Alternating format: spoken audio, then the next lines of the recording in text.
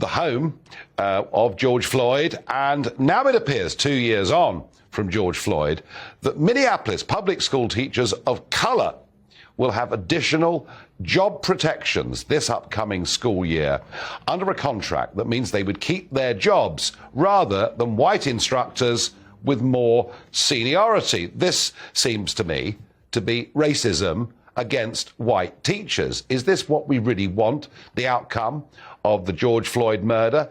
I mean, do we actually believe this is going to bring societies back closer together? Because I don't think it will do that. I think it'll lead to great division. Well, let's go to America and be joined by one of the greats, and I mean this, of American radio, James Golden, aka Bo Snerdley, daily host of Rush Hour on 77 WABC Radio, and author of Rush on the Radio after the years that he spent with that legend who recently died, Rush Limbaugh. James, welcome to the program.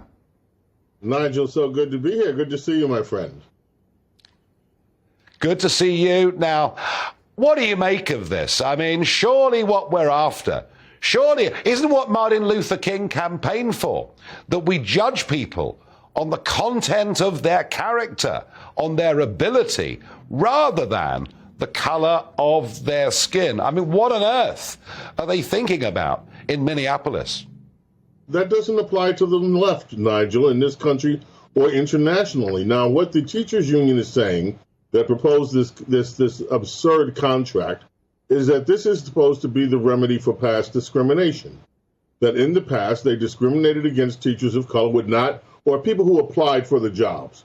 And therefore, people of color are unrepresented in the school system. This they see is the remedy. So when there are layoffs, the white teachers will be laid off first, regardless of seniority. Obviously, it's absurd. Obviously, by signing on to this contract, the state has now endorsed state-sponsored racial discrimination. If there were a problem that could be proven in the past, there would have been no problem had the Minneapolis Teachers Union and the school gotten together and say, we're going to find those specific people that we harmed, and we're going to make them whole.